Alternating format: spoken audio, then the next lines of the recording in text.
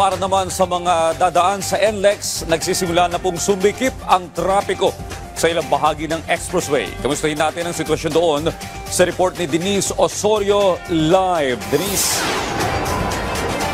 Audrey, nagmistulang parking lot ang NLEX dahil karamihan sa ating mga kababayan ay papunta na sa kani-kanilang mga probinsya ngayong bisperas ng Undas. Kasalukuyang mabagal na at congested ang halos 2 kilometrong kahabaan ng Balintawak Toll Plaza northbound palabas ng Metro Manila.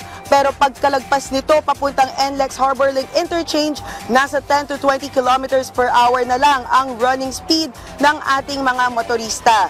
Mabagal na pagdating sa NLEX Harbor Link Interchange mismo at halos 4 na kilometro na ang haba ng pila ng mga sasakyan. Sa ibang parte naman, maluwag ang Mindanao Toll Plaza habang unti-unti nang bumabagal sa Bocaue Toll Plaza.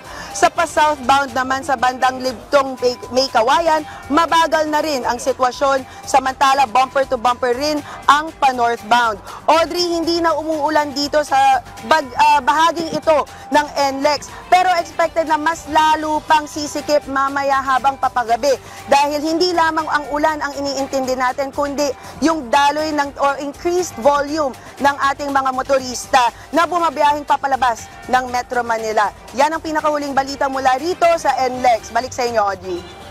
Maraming salamat, Denise Osorio.